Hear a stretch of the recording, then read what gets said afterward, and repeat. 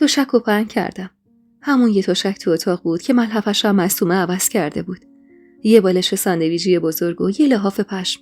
سرم روی بالش گذاشتم و حق کنان چشمام گرم خواب شد. با صدای در اتاق از خواب پریدم. انگار رو تیغ خوابیده بودم که اونطور از خواب پریدم. محمود اومد داخل و زیر چشمی نگام کرد و تازه انگار متوجه وضعیت من شد. احساس کردم کنجکاو شد ولی چیزی نپرسید. میدونستم که کسی چیزی بهش نمیگه و حتما معصومه هم نگفته. لباسشو آویز کرد و بالاخره طاقت نیورد و گفت چی شده؟ این چه سر و وضعیه؟ سرمو پایین انداختم. چقدر دلم میخواست بیاد جلو و بغلم کنه تا همه اون دردا فدای یه تار موش بشه. تو افکارم غرق بودم که معصومه در زد و گفت خان داداش بیام داخل. محمود در رو باز کرد. چی شده زن داداش؟ چه خبر بوده؟ معصومه یه نگاه به چپ و راست کرد و آروم گفت سارا اونقدر زدش که نگو. موهاشو کند. دختر بیچاره بدون چادر افتاده بود زمین. رو سریش هم کنده بود از سر شلوی همه. معصومه خوب میدونست چی بگه که محمودو عصبی کنه. محمود کنار زده شو به طرف بالا رفت. صداش می اومد. در اتاق به راه رو باز می شد و بعد وارد حیاط می شد. رفتم تو راه رو تا صداشو بشنوم. با خشم و فریاد به در اتاق سارا می کوبید و می گفت دوستای عزیز و مهربونم، سحر هستم، راوی داستان‌های جذاب عاشقانه. ممنون میشم با لایک کردن و به اشتراک گذاشتن ویدیوها به ما انرژی بدید. با اجازه یکی رو سری از سر ناموس من میکشی. خاله رو بابا عمو هم صداشون میومد. صدای گریه های سارا و عصبی محمود تو هم قاطی شده بود. معصومه نگاهی کرد بهم و خندید. سارا فکر کرده دیشب هیچ اتفاقی نیفتاده. خبر نداره که دیشب اینجا چه خبر بوده. اینا رو گفت و با خنده به پهلوم زد. برو داخل تا من برم از جلو ببینم چطور حالشو میگیره. معصومه رفت و طولی نکشید که محمود برگشت. منو که تو راه رو دید به داخل اشاره کرد. رفتیم داخل و در رو محکم کوبید به هم. کلاف اتاق بالا پایین میکرد و من به مردی که اون طور عاشق شده بودم نگاه میکردم. نسبت بهش نه خجالت داشتم نه ترس، بلکه فقط جسارت بود و جرأت. چراغ رو خاموش کرد و روی تشک نشست و سرشو بین دستاش گرفت. چند لحظه ای نگذشته بود که شروع کرد به گریه کردن. تنم از دیدن اون صحنه میلرزید. خودمو جلو کشیدم و دستاشو گرفتم. سرشو بلند کرد. چشماش خیس اشک بود. خواست روشو ازم برگردونه که دستامو کنار صورتش گذاشتم و گفتم من هیچ گناهی ندارم. خواست من نبود که منو فرستادن اینجا. من تو اون خونه هم خوش نبودم. اینجا هم نیستم. ولی یه فرقی بینشه که من اینجا کنار تو نتونستم ادامه ی حرفمو چش تو چش بهش بگم. واسه همین سرمو پایین انداختم و ادامه دادم. کنار تو احساس خوبی دارم. نگاه خیرش رو روی خودم احساس می‌کردم و وجودم براش پر می‌کشید. مگه میشد یه آدم اونطور تو قلبت رخنه کنه به حدی که تک تک سلولای بدنت عشقشو فریاد بزنن؟ اون مرد با اون همه شأن و شوکت، با اون همه غرور و اون همه عظمت به پهنای صورت برای مصیبتی که به سرشون اومده بود گریه می‌کرد. دستامو از کنار صورتش جدا کرد و گفت در اصل این منم که دارم میسوزم. این منم که مردم که بعد این همه سال دختری تو رخت خوابم شد زنم، دختری شد ناموسم که همخونش وجودمو دریده. اینا رو گفت و به کنار هلم داد و دراز کشید. چقدر اون لحظه برام سخت بود. بغضم ترکید و دراز کشیدم. به زور روی اون تشک دوتاییمون جا می شدیم. ولی چاره ای نبود. میترسیدم اون سمت خوابم و یه وقت سارا تو خواب هم حمله کنه. بعد جور ازش ترسیده بودم. همونطور که خوابیده بودم هر از گاهی پام به پاش میخورد. از سر شب خیلی گذشته بود. ولی هر دو هنوزم پشت به هم دیگه بیدار بودیم. اون مرد بود و من یه دختر جوون و خوشگل. از روی غریزش بود یا هر چیزی که به طرفم چرخید و برای آرامش اعصاب خودش برای من هر چند با خشونت و بی احساس بود. ولی تجربه شیرینی بود. دوباره همونجوری دمر روی تشک خوابید و من ساعتها نگاش کردم. عمیق غرق خواب بود. روزهای سخت من تبدیل به هفته ها شد و جز حمام اونم تو زیر زمین و مسترا اجازه خروج نداشتم. سارا ازم متنفر بود ولی به خاطر محمود خان جرئت نمی‌کرد بهم نزدیک بشه. و چه دوستی بهتر از معصومه و مژگان. هر روز صبح میآوردش میداد بغل من و خودش به کاراش میرسید. از وجودش لذت میبردم و بهترین مونسم شده بود. برعکس امارت ما خاله رو بابا عمو خیلی دوستشون داشتن و بهشون محبت میکردن. ولی ته دلشون چشم به راه بچگی تورایی سارا بودن. تمام علایم سارا هم گواهی نوزاد پسر رو میداد و همه میدونستن که پسری میاره و اسمش هم محمد میذارن. توی اون عمارت اون اتاق برای من عین بهشت بود و دوست داشتنی. هرچقدر محمود بهم اخم می‌کرد، من بیشتر بهش لبخند می‌زدم. گاهی ازم کلافه می‌شد و گاهی خشونتش رو تو رابطه تخلیه می‌کرد. ولی دست خودم نبود. من همه جوره عاشقش شده بودم. محمود بچه اول بود و شوهر معصوم محرم دومین پسر و محمدم آخری. معصومه یه دختر 3 ساله به اسم مریم داشت و مژگانم که هنوز 1 سالش نشده بود.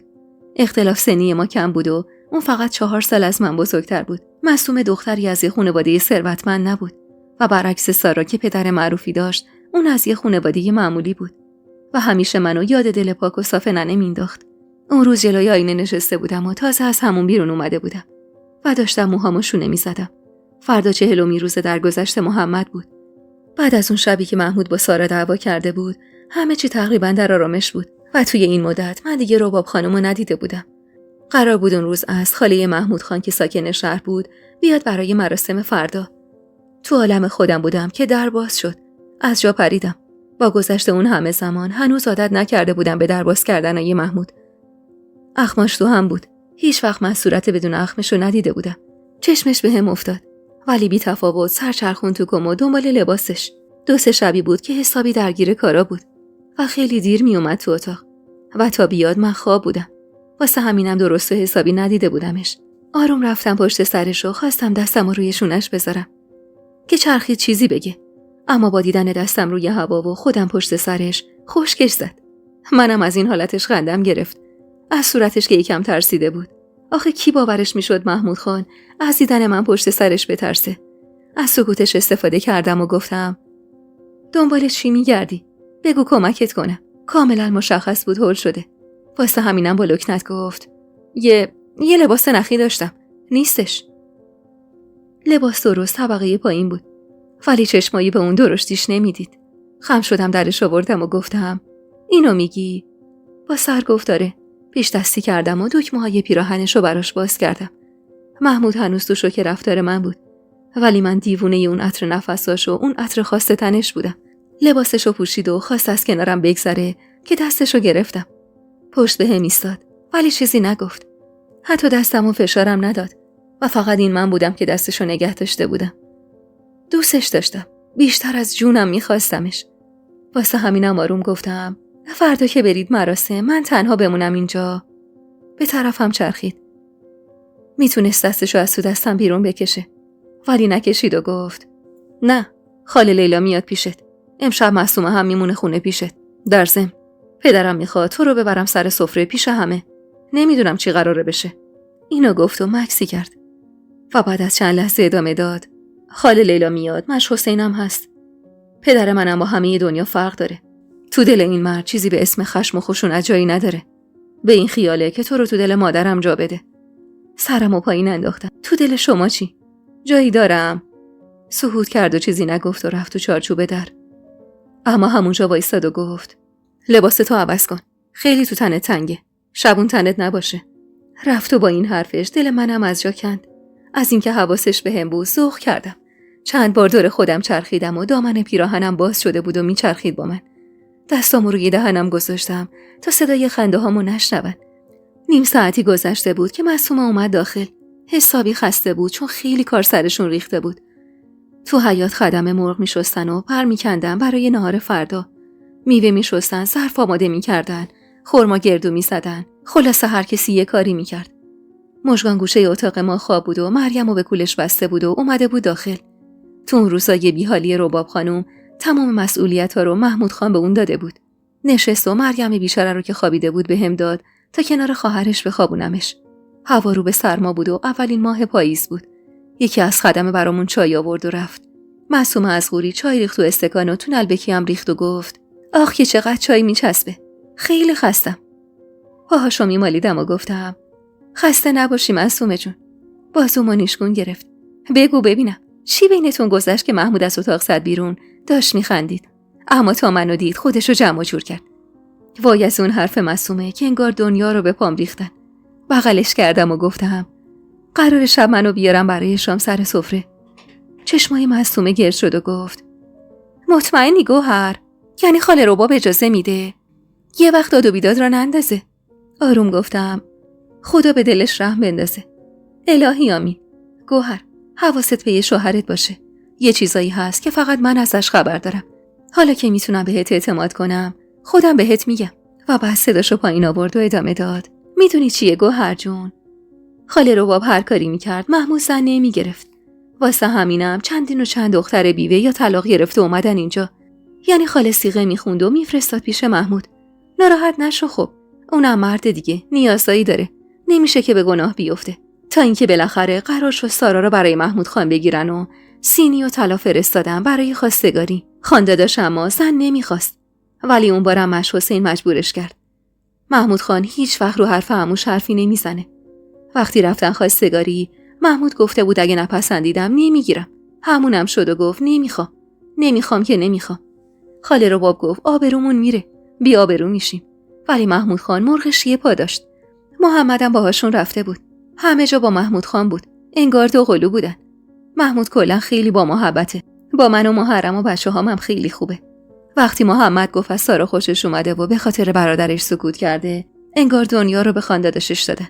واسه همینم سری بساط عروسیشون رو انداخت. هنوز 1 سالم نشده. بارها و بارها دیدم که سارا حواسش به شوهرش نبود، ولی چشمش دنبال محمود خان بود. الانم میشنوم که داره تو گوش خاله رباب میخونه که به سرم وارثتون هیچ ارثی نداره و بی پدر بزرگ میشه. قصدش دلسوزی مادرونش نیست. اون چشمش دنبال محموده. وقتی محمودو میبینه عمدن چادرشو باز میکنه. یالک خودشو میبره سمتش. من میدونم چی تو سرشه. به خدا اگه یه کلمه دروغ بگم. با حرفای معصومه دلم لرزید. من رو عشقم، مرد زندگیم و محمودم حساس بودم و نمیتونستم هیچ جور از دستش بدم. حال بدی به هم دست داد و به فکر رفتم.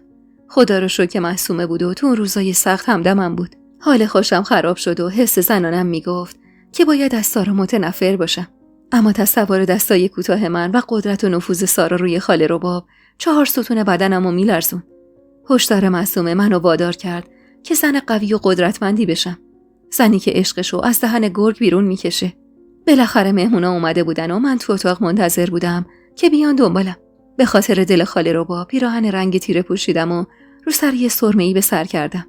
سینیای غذا رو میبردن که محمود اومد داخل اتاق. سلام دادم و آروم جواب داد. عادت نداشت با لباس بیرون تو خونه بگرده و رفت سمت کمد.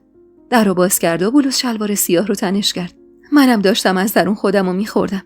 خدایا اگه سارا دلش رو به دست می آورد من حتما میمردم. تو افکارم خوته بر بودم که به طرفم چرخید و گفت آماده ای؟ با سر بله دادم. چادر گلدار رو روی سرم انداختم اما دستام میلرزید و بدنم یخ کرده بود. روبرو میستاد. درستا شونه‌هاش بودم. نگاهی به صورت رنگ پریدم انداخت و گفت چرا رنگت پریده؟ زیر لب گفتم خیلی اضطراب دارم. میترسم. سری تکون داد و گفت تو جایی که من هستم نترس. هیچ کس تو حضور من جرئت نمیکنه چپ نگات کنه. بیا بریم. با این حرفش دلم قرص شد و پشت سرش راه افتادم. اما زانوهام یاری نمیکرد که بالا برم و پله ها انگار کوهی بود که تمام انرژیمو گرفت. جلوی در اتاق که رسیدیم صدای صحبت کردناشون میومد. قلبم مثل قلب گنجشکی تو چنگال گربه میزد. محمود در رو باز کرد و همه نگاه‌ها به طرفمون چرخید. و سکوت عجیبی اتاقو گرفت. اولین بار بود که تو عمارتشون میرفتم. جز اتاقمون جایی نرفته بودم و اولین بار بود که حتی محرم شوهر معصومه رو از نزدیک میتونستم ببینم. هیچ شباهتی به محمود نداشت و برعکس هیکل درشت و ورزیده محمود اون لاغرندام بود. خاله لیلا لبخندی زد و عمو هم خوشحال بود. خاله رباب اما دستاش رو به لرزیدن کرده بود. رو سریشو محکم کرد. اونقدر دستاش میلرزید که علنگوهای تلاش به هم میخوردن و صداشون بلند شده بود. بدون اینکه نگام کنه خواست بره بیرون که محمود جلوی روش ایستاد و گفت مادر، خواست پدرم بود. نمیتونم ناراحتش کنم. خاله رباب سرشو به بازوی پسرش چسبوند و نالید پس خواسته من چی؟ اون مهم نیست. زن داداش، امشب به حرمت من پیرمرد و اون خدا بیامرز تحمل کن. خوبیت نداره سفره پهن باشه و شما که صاحب مجلسی بلندشی بری. خاله رباب تو چشمای محمود نگاه کرد و برگشت سر جاش. بغل دستش سارا بود. خون جلوی چشماشو گرفته بود. خالش زن پیری بود و به زحمت بلند شد و با هم روبوسی کرد و گفت الحق که برا زنده خانومی محمود خانی. 1000 ماشالله. مثل یه تیکه جواهری. اسم این عروس خوشگلتون چیه؟ معصومه جواب داد خاله فخری. اسمش هم مثل خودشه. اسمش گوهره. خاله بعد از شنیدن اسمم سکری زیر لب خوند و تعارف کردن و رفتیم نشستیم. منم مثل چسب به محمود چسبیده بودم و کنارش نشسته بودم. اون سمت مریم نشسته بود و به هم لبخند میزد. خاله رباب بالای سفره نشست تا چشم تو چشم من نشه. ولی سارا برعکس روبروی من نشسته بود. محمود برای خودش پلو کشید. عطر قیمه داشت دیوونم میکرد. ولی خجالت میکشیدم غذا بکشم. معصومه ظرفمو پر از پلو کرد و گفت: بخور دیگه گوهر جون. سرد بشه از دهن میافته. دستم اونقدر میلرزید که نمیتونستم حتی قاشقو دست بگیرم. سارا چپ چپ نگاه میکرد و مدام چشمش روی پاهام بود که چسبیده بود به پای محمود. منم عمدن خودمو به طرفش کشیدم و طوری مریم رو جابجا کردم که انگار جاش تنگه. اما اون غذا حکم زهر رو برام داشت. خاله رباب که چیزی نخورد و سعی میکرد جلوی بغضش رو بگیره. بالاخره شام تموم شد و سفره رو جمع کردن و همه عقب کشیدیم و به پشتی ابری تکیه دادیم. از اضطراب عرق کرده بودم و چادرمو صرف دور خودم پیچونده بودم. عمو و مش حسین با هم صحبت میکردن و محمود و برادرش هم با هم. سارا کمی بعد از شام بلند شد و گفت خوابش میاد و از اتاق بیرون رفت. من که میدونستم خوابش نمیاد. تنها مشکلش این بود که تحمل دیدن منو نداشت. منم البته همینطور بودم. بعد از رفتنش چای آوردن و معصومه گفت: خان داداش، اون پولکی رو از بالا سرت روی تاقچه میدی؟ محمود رو به من چرخید تا پولکی رو برداره که نگاهش بهم افتاد و بالاخره من برای اولین بار صورتش رو بدون اخم دیدم. پولکی رو به معصومه داد و همه مشغول چای و میوه خوردن بودن. خاله رباب اما سیاه سر حال نبود. حقم داشت. محمودم که خوب حواسش به مادرش بود با گفتن اینکه خستم و میخوام برم بخوابم از سر جا بلند شد و منم کنارش وایسادم. من اون شب حتی یک کلمه هم صحبت نکردم و بعد از خداحافظی به طرف اتاقمون رفتیم. به محض اینکه به اتاق رسیدیم تازه انگار میتونستم نفس بکشم. داشتم خفه میشدم. چادرمو درآوردم و گوشه‌ای گذاشتم. از شدت عرق خیس شده بودم. محمود رخت خواب انداخت و دراز کشید. چراغو خاموش کردم و کنارش روی تشک نشستم و گفتم: خوابیدی؟ جوابی نداد. میدونستم بیداره و عمدن جواب نمیده. چند باری به عمد پاش زدم که گفت: خوابم میاد. میشه دست از این بچه با زیاد برداری؟ از کله سحر سر پام. به سمت صورتش خم شدم. چشماش بسته بود. لپش آروم بوسیدم و منتظر واکنشش نموندم و رفتم زیر لحاف. هوا شبا خیلی سر شده بود و من اون شب به عمد پشتمو بهش چسبوندم. دلم به حال رباب میسوخت ولی کاری از دستم بر نمی اومد. از طرفی دلم برای ننه خیلی تنگ شده بود و اون شب خوابشو دیدم. حتی برای نمازم بیدار نشدم و وقتی چشمامو باز کردم با دیدن خاله لیلا که به پشتی تکیه داده بود و ذکر میگفت از پاچه بلند شدم و تو جا نشستم. سری رو سری روی سرم انداختم و با خجالت گفتم: سلام خاله. لبخندی زد و گفت: صبحت بخیر قشنگم. محمود نمازش رو که خوند گفت من بیام پیشت بمونم. انگار خیلی خسته بودی. تو خواب همش یه نفر رو صدا میزدی. خجالت زده رخت خوابم رو جمع کردم و دست و صورتم رو تو پارچ و لگن استیلی که پشت پنجره گذاشته بود شستم. اما همونطور که صورتم رو میشستم از پشت پنجره محمود رو دیدم. داشت به خدمه سفارشاشو میکرد. روش به طرف من بود و اونا پشتشون بهم. پرده رو کنار زدم و تو دلم گفتم: نگام کن محمود، این عشق رو حس کن. و همون لحظه چشمش بهم افتاد. لبخندی به روش زدم. اما اون بی‌تفاوت سرش رو چرخوند و رفت. و من این وسط نمیدونستم که چرا هرچی اون کم محلی میکرد من بیشتر شیداش میشدم. صبحونه رو که خوردیم خاله لیلا برام چند دست لباس آورده بود. اونا رو از بغچه در آورد و گفت: دخترم خوبیت نداره تازه عروسی اونجور با لباس بیرون بری تو رخت خواب شوهرت. رباب و بقیه هنوز نمیدونن که محمود و تو زن و شوهر شدید. راستش رو بخوای نخواستم بهش بگم تا یکم دردش کم بشه بعد بگم. اون فکر میکنه فعلا همینطوری کنار همین، وگرنه تا الان برات لباس خواب میدوخت. این امارت خیلی آدمای خوبی داره، مخصوصا مراد خان که یه مرد نمونه است. محمودم به پدرش رفته. البته ربابم از خوبی هیچی کم نداره. بعدم گوشه های بخچه‌ای که باز کرده بود و به هم گرفت و اونو داد دستم. چند تا لباس خواب توری و ستن کوتاه و چاکدار بندی و دکولته. خجالت کشیدم ولی خیلی ازشون خوشم اومد. خاله لبخندمو که دید گفت: معلومه خوشت اومده. مبارکت باشه عزیزم. چرا طلاهاتو نمیندازی؟ به کمد اشاره کردم و گفتم: آخه عادت ندارم خاله، سختمه. این حرفا چیه؟ برو بنداز. طلا زینت زنه، اونم برای تازه عروس. خلاصه اون روز خاله کلی منو نصیحت کرد و از هر دری برام سخن گفت. مراسم نهار خونه بود و بعدش که میرفتن سر خاکش قرار بود خاله کنارم بمونه. چقدر مهمون اومده بود. از پشت پنجره می‌دیدم که زن و موقع رفتن به بالا به اتاق اشاره می‌کردن. انگار من یه موجود وحشتناک بودم.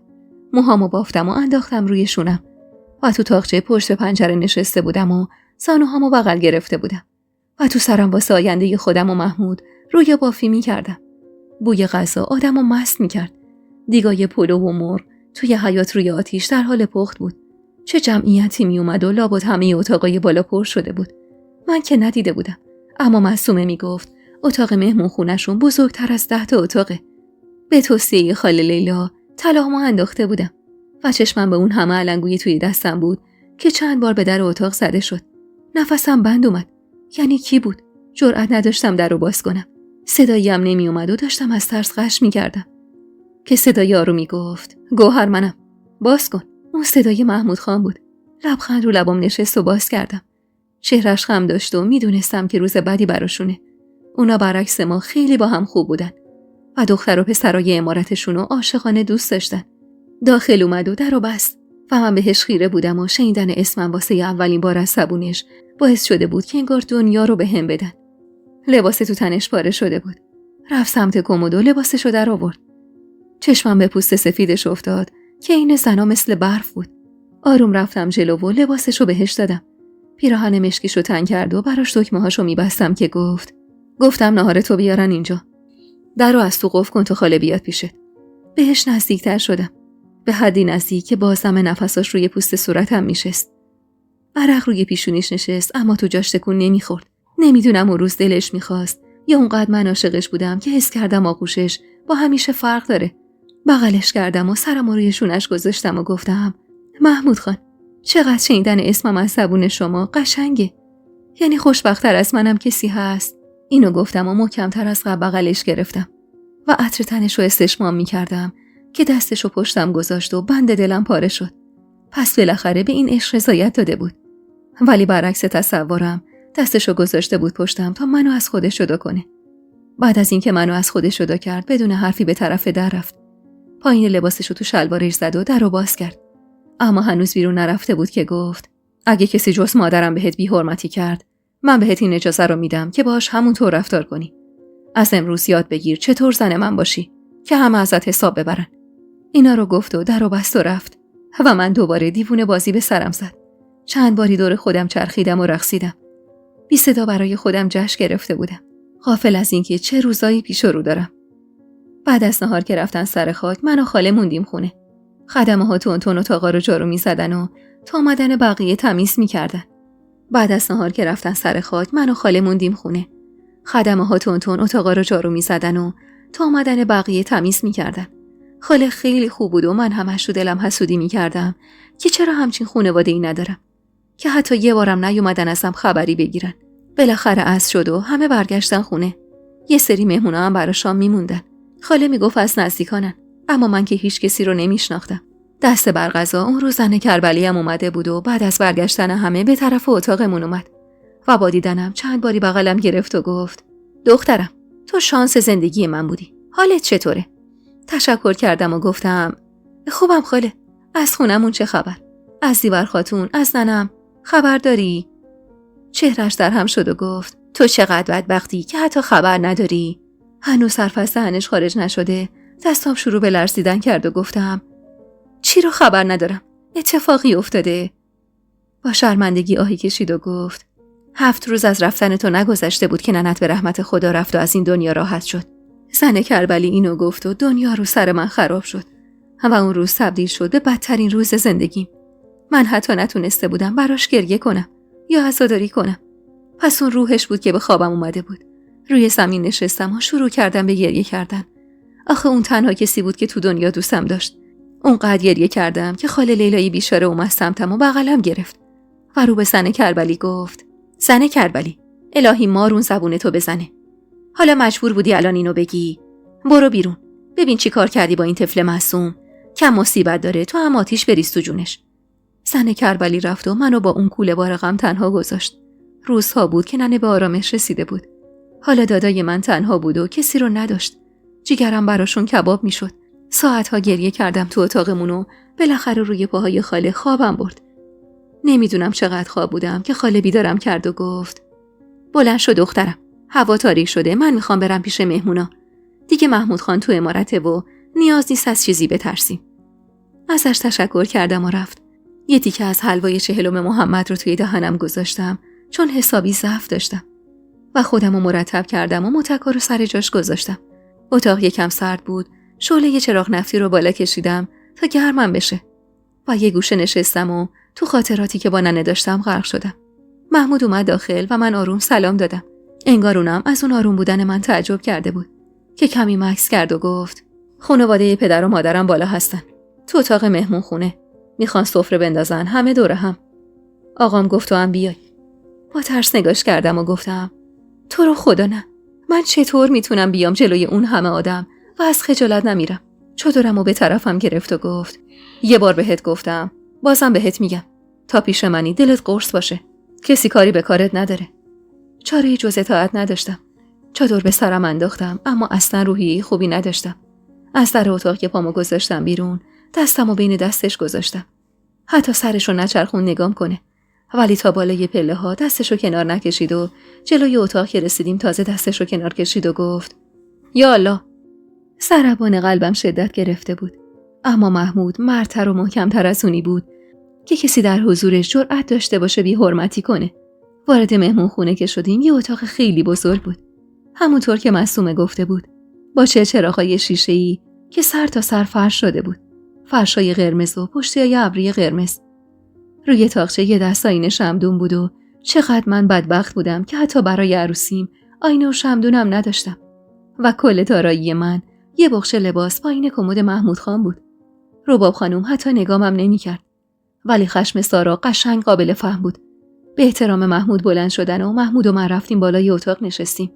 درست کنار خاله رباب. بیچاره خاله رباب همش خودشو جمع و جور می‌کرد که من بهش نخورم. اگه میتونست جلوی اون همه فامیل زش نبود، حتما بلند میشد و از اونجا میرفت. معصومه و خاله لیلا تنها چهره‌های آشنا و دلگرم کننده واسه من بودن. مریم بهم عادت کرده بود و تا منو دید، اومد بغلم و بین دستام نشست. برام شیرین صبونی میکرد و بهم با شیرین صبونی زنمو میگفت. یه زن و مرد کنار سارا بودن که خیلی با غیظ و عصبانیت نگام میکردن. و من مطمئن بودم که پدر و مادرشن. سینه‌های قلیون چاق شده اومده بود داخل و یه دونه جلوی ما گذاشته شده بود. تو عمارت ما جز آقا جون و زیبر خاتون کسی قلیون نمیکشید. مهمونا قلیون میکشیدن و میوه پوست میکندن. و من زیر نگاه‌های سارا داشتم له میشدم. مریم از عموش خجالت میکشید بغلش بره. ولی وقتی محمود لپشو کشید و بهش لبخند زد، من بیشتر از اون لبخند رو پسندیدم و آروم گفتم پس خندیدنم بلدی محمود خان. محمود با شنیدن این حرفم اخم ریزی انداخت تو صورتش، اما با چشمایی که به وضوح مشخص بود میخنده به هم نگاه کرد و دود قلیونشو به طرف صورتم فوت کرد. حالا هوای همه عوض شده بود و اقوامش از خاطرات بچگی میگفتن و هر از گاهی هم میخندیدن. ولی رباب خانم نمیخندید، نه حرفی میزد. سفره شام که جمع شد، پدر سارا رو به عمو مراد گفت مراد خان، دیگه 40 روزم گذشت. من نمیتونم دخترمو بدون شوهر بذارم اینجا بمونه. با اجازهتون امشب میبرمش خونمون. زایمان که کرد طبق رسوم بچه مال شماست و منم من نمیکنم و پسرتون رو تحویلتون میدم. ولی نمیتونم دخترمو بذارم اینجا بمونه. اما مراد چی میتونست بگه؟ واسه همین سکوت کرده بود. ولی خاله رباب به طرف محمود چرخید و با نگاهش از محمود کمک میخواست. التماسش میکرد که کاری کنه. خاله رباب اونقدر حالش پریشون بود که نفهمید که دستش روی پای من گذاشته و چادرمو چنگ میزنه. محمود 30 ساله مادرشو که دید آروم گفت آروم باش مادر، نمیذارم بره. و بعد سرفه کوتاه کرد و گفت علی آقا، قرار نیست ناموس برادر من جایی بره. شکر خدا نه تو این عمارت بهش به چشم عروس بیوه نگاه میشه، نه بعد برادرم بی سرپناه مونده. اون دختر این خونه است و همه میدونن که مادر من از عروس تا نوه‌هاشو با جونش دوست داره. معصومه که دیگه حکم دختر و خواهر برای ما داره. سارا هم هیچ فرقی با اون نداره. بعد از اینجاش رو چشمامونه. و تا زمانی که بچه برادرمو به دنیا بیاره نمیذاریم آب تو دلش تکون بخوره. بعدش هم خواست خودشه. ما قوم و قبیله ستمکاری نیستیم. بزرگ ما مش حسینه که عالم آدم پشتش نماز میخونن. بعدش خواست میتونه کنار بچهش بمونه، اگرم نخواست تمام مهریه و حق و حقوقشو میدم و نمیذارم با سربار کسی بشه. علی آقا دستی بریشش کشید و گفت حرفات سند محمود خان. تعریف طایفه شما رو همه زبونا هست. من تا محمد خدا بیامرز بود دلم قرص بوده یه مرد که بالا سرشه. ولی حالا که شوهر نداره فرق میکنه. من نمیتونم دهن مردم بیدین و ایمونو ببندم. همینجوری هم بچه اون اولین وارث و پسر این امارته. ولی هیچ سهم و ارثی نداره. درسته شما حق و حقوقشو میدی. ولی وقتی مراد خان زنده است و محمد مرده، همه میدونن که چیزی به نوه من از پدرش نمیرسه. دستای خاله رباب میلرزید و هنوز چادرم تو چنگالش بود. محمود بیشتر از علی آقا متوجه مادرش بود که رنگ به رخسار نداشت و داشت زیر لب چیزی میگفت. محمود مستصل نگاهی به مش حسین و پدرش انداخت و بعد از مکسی طولانی رو کرد به سمت علی آقا و جلوی چشمای منتظر همه گفت: بین خودم و سارا محرمیت میخونم تا زمان تولد بچهش.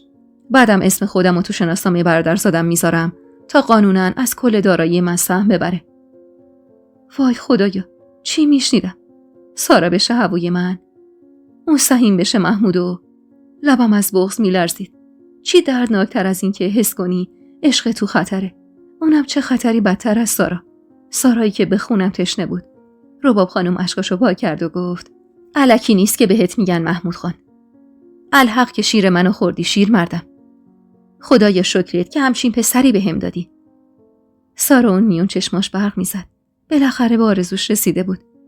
بعد از صحبتای محمود پچ پچا شروع شد و علی آقا که رضایت گرفته بود گفت: یعنی واسه همیشه زن شما میشه محمود خان؟ محمود محکم گفت: اون ناموس برادرمه و همیشه مثل خواهر نداشتن برام میمونه. بعد از دنیا آمدن بچه‌اش تصمیم با خودشه که میخواد به عنوان دختر این امارت و خواهر من و محرم بمونه یا بره دنبال زندگیش. من نمیذارم تنها یادگاری برادرم از این همه سهم و مال بی‌نصیب بمونه. اون پاره تن ماست و حتما جای خالی محمدو برای مادرم پر میکنه. دیگه گوشام چیزی نمیشنید و فقط با نگاهم به صورت محمود خیره بودم. خاله لیلا و معصومه اصلا خوشحال نبودن چون میدونستن سارا آدم درستی نیست. و من خوب میدونستم که سارا برای به دست آوردن محمود هر کاری میکنه و هیچ کسی هم توی اون امارت از من خوشش نمیاد که برام دل بسوزونه. حس میکردم محمود متوجه این شده که دارم نگاش میکنم. ولی حتی نچرخی تا نگام کنه. دلم میخواست هرچه زودتر از اون مجلس نحس فرار میکردم. انگار تو خواب بودم و مثل یه تیکه سنگ به زمین چسبیده بودم. کم کم مهمونا میرفتن و من حتی هنوز باورم نمیشد که چی به سرم اومده. انگار اون روز تازه منو خون بس کردن که اونطور درد میکشیدم. قلبم درد میکرد و نمیتونستم نفس بکشم. مهمون خونه که خلوت‌تر شد، خاله رباب دستای پسرشو بوسید و گفت: میدونستم نمیذاری از محمد کوچیکم دور بمونم. الهی همیشه خوشبخت باشی مادر. اگه خدا جای حق نشسته، اون قحط رو خوشبخت میکنه و بهت اولاد پاک و صالح میده که همه بدونن مادرت یه رکعت نمازم بدون دعای خیر برای تو نخونده. خاله رباب حرف میزد و اشک تمام صورت منو پر کرده بود. چادرمو جلو کشیدم تا کسی متوجه حالم نشه. معصوم اومد کنارم نشست و دستمو گرفت و گفت: خان داداش، من میرم بچه‌ها رو بخوابونم، گوهرم میذارم اتاقتون. و من خدا رو شکر کردم که حداقل اون میفهمید من چی میکشم. محمود دستشو جلو آورد و مانع شد و گفت: تو برو سن داداش، من با مادرم و گوهر کار دارم. نمیدونستم چی کار میتونست دیگه داشته باشه با اون دردی که بهم داده بود. اون که میدونست من دیوونه‌شم و طوری عاشقشم که دست خودم نیست. پس چرا با من این کارو میکرد؟ بالاخره همه رفتن و به جز عمو و خاله رباب کسی توی اتاق نموند. سارا هم که از شدت خوشحالی رفته بود بخوابه. اشکامو پاک کردم. محمود تازه چشمای قرمزمو دید که رو به مادرش کرد و گفت: مادر، امشب من به آرزوت رسوندمت. پس تو هم بیا و منو خوشحال کن. خاله دستاشو فشرد و گفت: هر چی بخوای برات انجام میدم مادر. به ارواح خاک محمد قسم، هر چی بخوای برات انجام میدم. تو نمیدونی امشب چقدر منو خوشحال کردی وقتی نذاشتی سارا از این امارت بره. محمود به من اشاره کرد و ادامه داد: مادر، گوهر هر چقدرم از طایفه دشمن تو باشه، هر چقدرم نگاهش کنی دردناک باشه، هر چقدر سعی کنی ازش فاصله بگیری، ولی اون زن پسرت شده و خودت خوب میدونی برای زنایی که ناموسمن سرمم میدم. مهمتر از همه دختری که تو رخت خواب من میخوابه. رباب خانم مکث کرد چون مطمئن نبود که پسرش با دشمنش هم بستر شده باشه و با صدایی که از ته گلوش میومد گفت: رخت خوابش؟ محمود مادر، تو با اون دختر ازدواج کردی که خون بس بشه یا زندگی کنی؟ عمو مراد دستش رو روی دست زنش گذاشت و گفت: رباب جان، گناه این دختر چیه؟ اون پسرموش بوده. مگه گناه محرمو میشه گردن محمود انداخت؟ خاله رباب اما که تازه فهمیده بود پسرش داماد شده با گریه گفت: 1000 تا دختر برات نشون کردم. نپسندیدی. دخترای جور و جور بدون عروسی و مراسم بارها اومدن تا توی اتاقت، بیرونشون کردی. همین سارا رو برای تو میخواستم ولی به دلت نشست. حالا چطور تونستی با یه دختر، اونم از جنس قاتل برادر داماد بشی؟ خاله رباب مثل سیل اشک میریخت و من از شرمندگی سرم پایین بود. اون هیچ وقت منو قبول نمیکرد. آروم روی زمین نشست و ادامه داد. حیف که قسم خاک پسرمو خوردم. باشه، مبارکت باشه محمود خان. این دختر که زیباییش 1000 تا زنای این امارته، مبارکت باشه. خدا کنه قلبش مثل قاتلا نباشه و مثل صورتش قشنگ باشه. اینا رو گفت و بعد ادامه داد. دیر وقته. من میخوام برم بخوابم. و بازوی شوهرش رو چسبید و فرار کرد. نخواست بمونه و بیشتر عذاب بکشه. منم پشت سر محمود برگشتم تو اتاقمون. اون شب خیلی تلخی بود. چراغ اتاق سارا هنوزم روشن بود و سوسو میزد. رخت خواب رو وسط اتاق پهن کردم. اما بیرمق‌تر از سونی بودم که بخوام اون لباس خوابا رو بپوشم که خاله داده بود. رو سریمو انداختم کنار رو با همون موهای بافته شده و جورابای توی پام رفتم زیر لحاف. قلبم درد میکرد. محمود آروم خوابیده بود. بیشتر وقتا دمر میخوابید. اون شبم دمر خوابیده بود. و چقدر آروم. اون براش من و سارا فرقی نداشتیم. دستی به صورتش کشیدم و نوک بینیشو بوسیدم. اما بغض ولم نمیکرد. و اونقدر گریه کردم که روبالشی نمناک شده بود و ملحفه سفیدش صبح شوره بسته بود.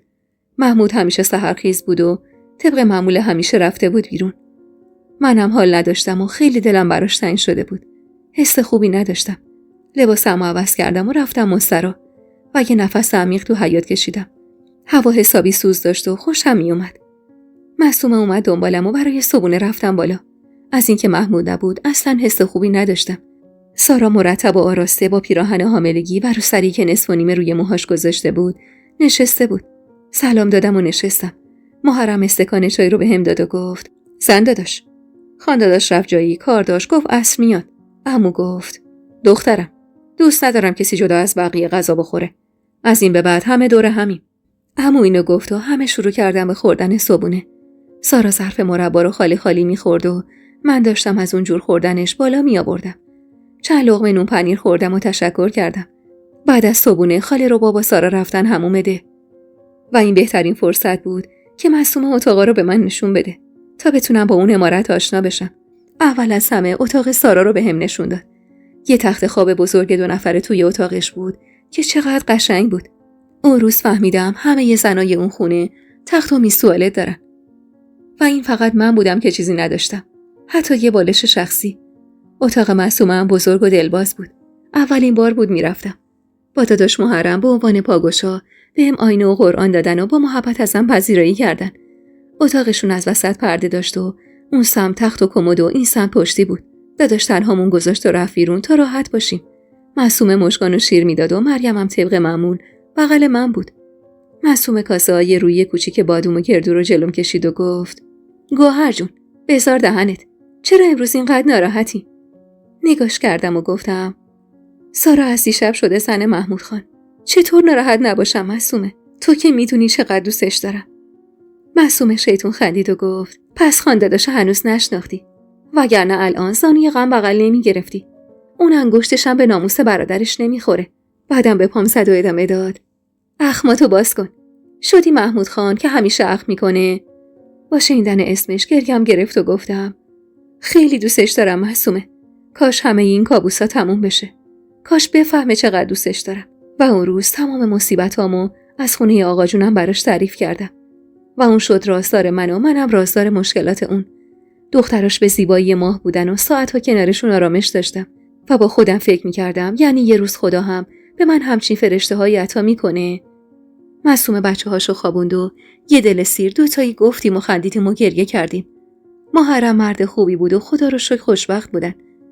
یادم دمدمای ظهر بود و خاله و سارا از حموم اومده بودن که من رفتم اتاقم. هنوز محمود نیومده بود. برای نهار که رفتیم چند قاشق بیشتر نتونستم بخورم و دوباره برگشتم تو اتاقم. اما دلهوره عجیبی داشتم و نمیتونستم آروم بشم. هوا داشت رو به تاریکی میرفت و دمدمای غروب بود. پاییز بود و بارونای بی‌موقعش و انگار آسمونم از حال دل خراب من با خبر بود. پشت پنجره نشسته بودم منتظر محمود که اومد توی حیاط. زیر بارون خیس آب شده بود. و از لباساش آب چکه میکرد. اسبشو به درخت بست و انگار کسی توی ایوون بالا بود که براش دست تکون داد و گفت واسه شام میام بالا، یکم استراحت کنم، بعد میام. و بعد به سمت اتاق دوید و داخل شد. حتی چراغ رو هم روشن نکرده بودم و تو تاریکی نشسته بودم. اومد داخل، از سرش آب میچکید. موهای مشکیش زیر بارون روی صورتش ریخته بود. معطل نکردم و حوله رو برداشتم و جلو رفتم. موهاشو خشک کردم و سلام دادم. حوله رو از دستم گرفت و رفت لباساشو عوض کرد. و آروم گفت چرا چراغ رو روشن نکردی؟ روشنش کرد و برگشت کنار چراغ گرسوز روی زمین و سرش رو روش گرفت تا موهاش خشک بشه. وایساده بودم و نگاش میکردم.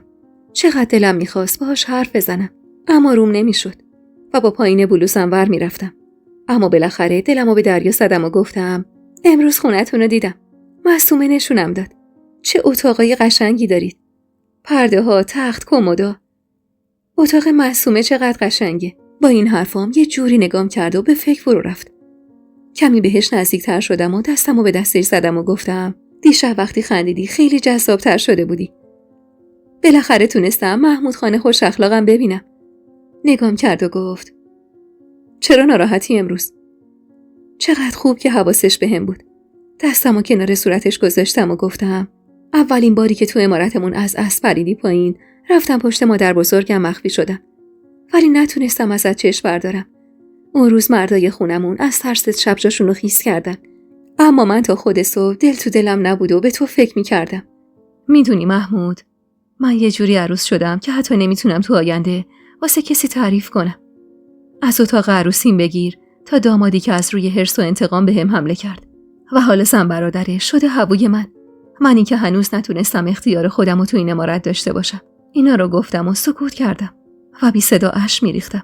دستشو به طرف صورتم آورد و اشکامو با پشت دستش پاک کرد و نمیدونم چرا هیچی نگفت و خواست بره که بازوشو چسبیدم و سرمو بهش چسبوندم. گریه های من تمومی نداشت و لطف خدا بود که چشمام کمسو نشده بود. آرومتر که شدم گفت